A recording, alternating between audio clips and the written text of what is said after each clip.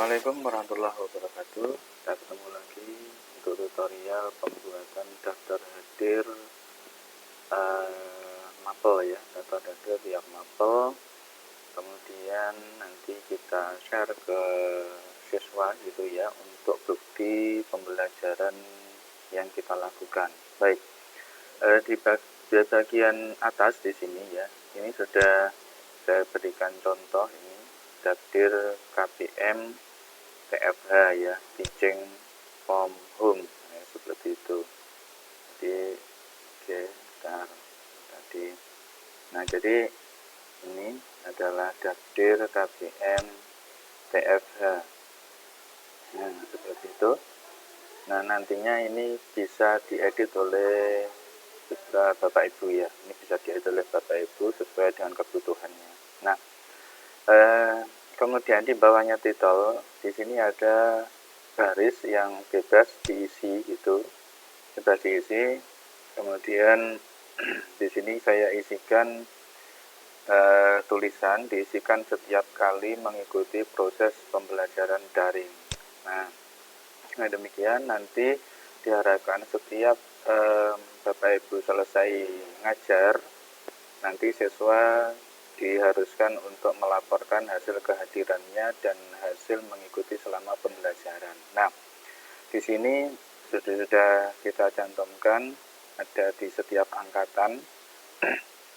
Jadi yang di atas ada angkatan 20, kemudian yang bawahnya angkatan 19, di situ angkatan 18. Nah, ini nanti pengisiannya cukup diklik sesuai dengan angkatan sesuai yang bersangkutan. Nah, seperti itu. Ini sudah jadi, tinggal nanti share ke siswa. Nah, bagaimana kalau kita ingin previewnya seperti apa, di siswa nanti seperti apa? Kita bisa lihat di sini. Nah, di preview ini kita klik. Nah, bagaimana tampilan di siswa nanti akan seperti ini. Nah, nama lengkap siswa harus diisi.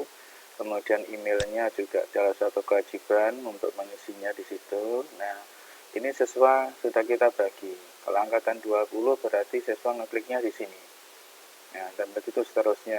Kita ambil contoh, kalau angkatan 20 kita tinggal klik tombolnya di situ, klik. Nah, tinggal milih. Nah, jurusan apa? Kemudian mulai dari rombel 2 tahun juga ada ini ya. Semua sudah lengkap. Tinggal ngeklik saja gitu. Sama juga untuk yang angkatan 19 dan 18. Nah, sehingga ini tinggal pilih salah satu saja. Kemudian ringkasan materi. Nah, ringkasan materinya adalah ringkasan yang dituliskan oleh siswa ketika mengikuti selama pembelajaran yang mereka ikuti gitu. Ini sebagai bukti fisiknya bahwa siswa tersebut mengikuti pembelajaran. Nah, sehingga tidak bisa tentunya setiap siswa punya pemikiran sendiri-sendiri dan punya bahasa sendiri gitu.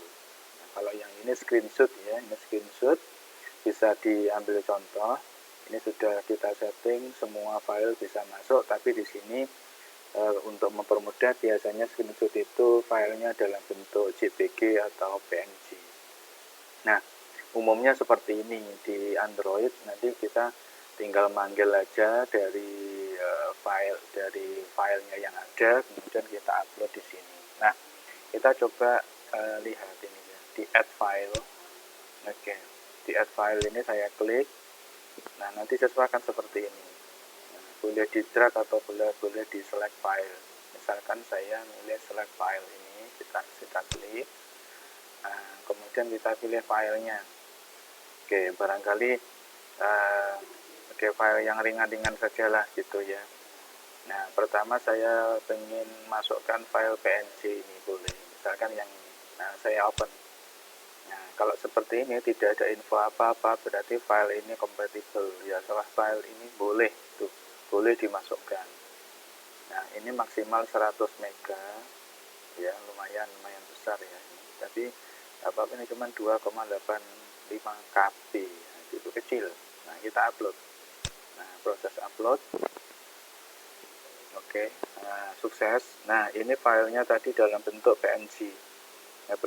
Apakah seandainya kita mengupload file dalam extension yang lain, misalkan Excel, kemudian Word, kemudian PDF, bisa dilakukan? Tidak apa-apa, boleh, bisa. Kita add file. Saya ambil contoh. Nyari file apa? Contohnya saya nyari di dokumen. Oke, di download aja ya. Di download misalkan saya memasukkan ini apa file Excel ini ya. Ini file Excel, saya klik. Nah, misalkan saya open. Nah, boleh. Ini ukurannya segini. Saya upload. Nah, saya upload sudah jadi, udah 2 file ada. Ini kita batasi 5 file, boleh ya, bisa bebas terserah. Nah, setelah itu disubmit. Nah, setelah disubmit nantinya ya, setelah disubmit ini nanti, maka file otomatis rekap itu akan otomatis masuk ke Google Drive kita. Akan masuk ke drive kita. Nah, seperti itu. Sehingga setelah nanti masuk ke Google Drive, kita bisa unduh sesuai di yang sudah saya sampaikan di tutorial yang pertama gitu ya. Nah, seperti itu. Nah, kemudian bagaimana cara share ya? Bagaimana cara share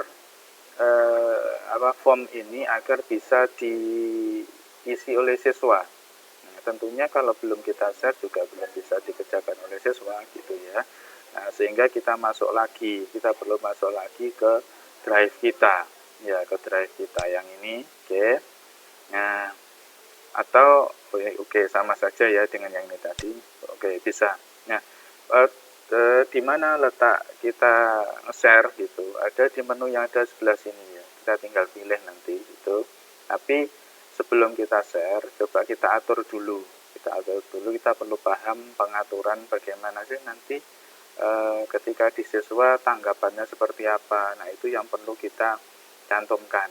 Tanggapan itu artinya ketika siswa sudah kirim, nanti muncul kalimat apa di Android-nya siswa gitu, atau pada layar screen-nya siswa gitu. Nah, oke. Saya mulai dari sini, di setting.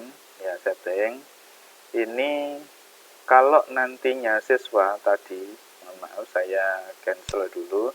Kalau siswa ternyata menuliskan email secara lengkap dan betul, maka nanti kita bisa memberikan umpan balik. Nah, lewat sini. Ya.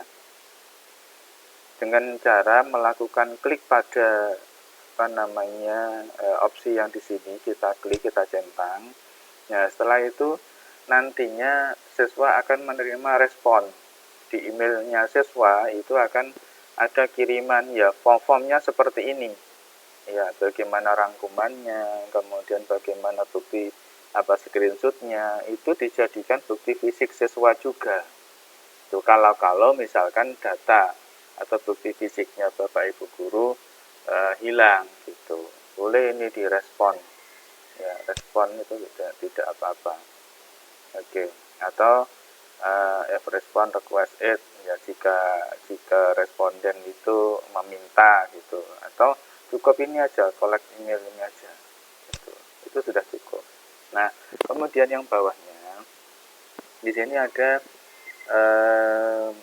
opsi yang nantinya dijadikan pilihan, apakah form yang tadi kita buat itu dipakai berkali-kali gitu. Padahal kita memang inginnya begitu kan, inginnya kan setiap kali siswa mengikuti pembelajaran langsung absen di situ, ini bukti kehadirannya siswa gitu.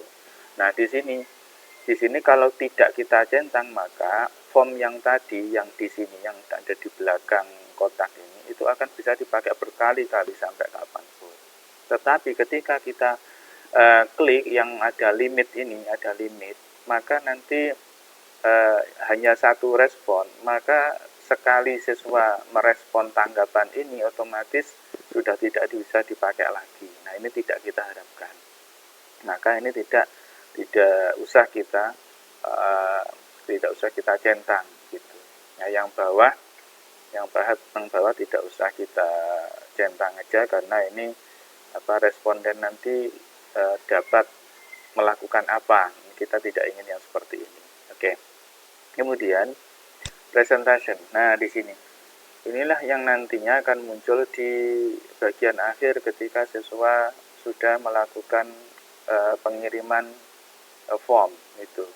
Ini misalkan saya beri contoh. Ini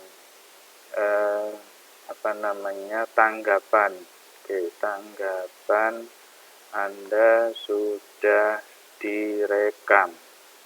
Oke, sudah direkam oleh server. Nah, gitu. Berarti nanti setelah selesai, maka di screen-nya siswa itu akan ada tulisan ini. Itu lebih mantap lagi gitu loh ya. Artinya, oh siswa bisa baca. Ini sudah terkirim, ya udah gitu. Nah, setelah itu disimpan. Nah, ini disimpan. Oke, ini sudah tersimpan. Nah, seperti ini. Oke. Oh. Double ya. Oke. Baik, nah, seperti ini. Nah, kemudian bagaimana caranya untuk share ya, untuk share link. Ya, ini nanti agar dipakai oleh siswa. Caranya adalah pada bagian send ini tadi ya, send form yang paling yang ada di sebelah kanan ini ya, send ini diklik. Kemudian di sini cari tombol rantai ini ya. Nah, ini. Nah, inilah link yang bisa kita bagikan ke siswa. Boleh lewat WA, bisa lewat Telegram, silahkan, terserah, tidak ada masalah. Nah, ini link ini masih terasa panjang.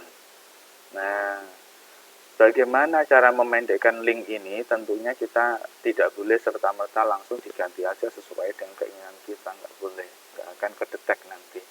Nah, caranya adalah kita klik ini, kita copy, ya, kita masuk ke ini, kita pinjam pihak ketiga, yaitu gg.gg ini ya, gg.gg. Nah, di sini adalah untuk memendekkan URL. Nah, saya klik gg.gg. Lah, tadi saya sudah copy di sini tadi alamat linknya tadi. Nah, yang ini sudah saya copy, kemudian saya tempel di sini. Nah, saya tempel. Nah, kemudian inilah nanti file URL akhir yang kita inginkan. Namanya apa? Misalkan dakdir, ya, dakdir KBM, oke, fikih misal gitu ya, dakdir KBM fikih. Nah, oke, kita perpendek. Nah, kenapa ini tidak mau? Karena sudah ada sebelumnya, itu sudah ada sebelumnya. Nah, karena Bapak Ibu nanti kan merubah nama file ini sesuai dengan apa yang diinginkan gitu, boleh. Nah, misalkan ini salah, ya dicoba lagi, namanya salah. Nah, gitu. Misalkan dengan tanda hukum yang di bawah itu ya, misalkan seperti itu, mau enggak gitu. Oke, kita coba. Nah, ternyata mau. Nah, setelah seperti ini jadi, maka inilah yang akan kita kirim, link inilah yang akan kita berikan ke siswa untuk nantinya bisa memanfaatkan daftar hadir yang online tadi gitu. Jadi silakan di copy, saya copy, misalkan masuk WA, ya masuk WA, ditempel di sana, kirim, udah selesai.